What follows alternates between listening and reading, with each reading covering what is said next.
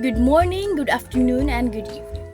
My name is Bridget Embalucan, and now I will discuss it to you about the conceptual movement. What is conceptual movement? Let's discover.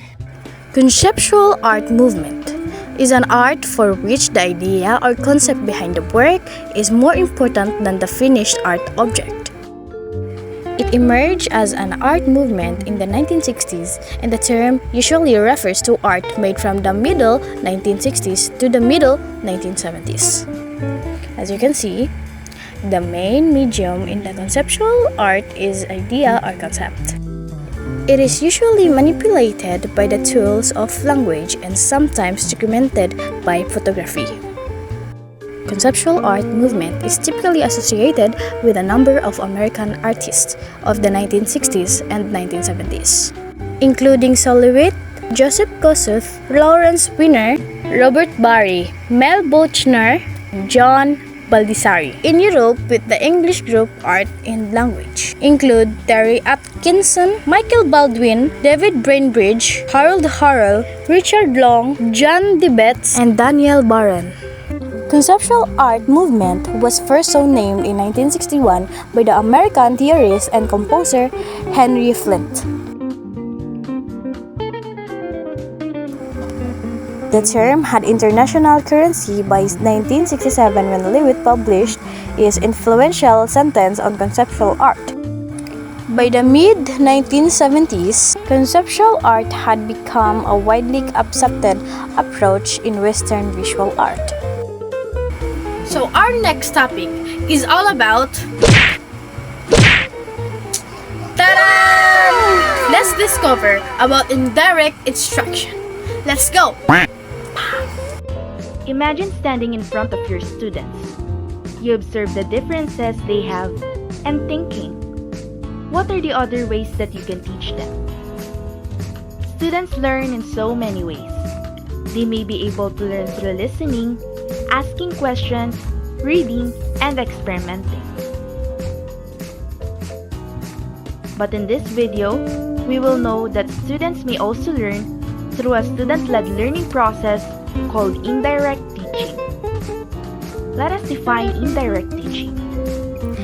Indirect teaching is an approach in which concepts, patterns, and abstractions are taught in the context of strategies that emphasize concept learning, inquiry, and problem solving.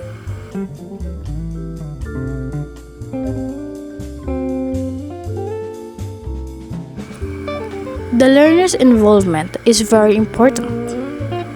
Students are the passive receivers. They have a big part of in the classroom decision making. The teacher's role shifts from being a lecturer to a facilitator, support, and resource person. They encourage students to actively engage in the learning process to the use of indirect teaching strategies. Indirect teaching strategies involve asking questions, organizing content, student self-evaluation, and group discussion. Now, let's proceed to our next discussion. The direct instruction. What is direct instruction? A direct instruction is a teaching method that involves a teacher in providing clear, detailed instruction to students to help them learn new information or skills. Direct instruction has a number of critics who believe that it has a little room for personalization or adaptability. Let's discover the 6 steps in direct instruction. First, introducing material that is used to activate students' prior knowledge. Number 2, presenting new material, where students begin to learn with step-by-step guides. Number 3, guiding students, where teachers can correct mistakes early on and teach material if needed. Number 4, providing feedback, where teachers give students an indicator of their performance. 5, practicing independently, where students individually apply the skills that they have gained. Last step, evaluating, where students are tested on what they have learned. And that's all for today. Bye guys! Thank you for watching!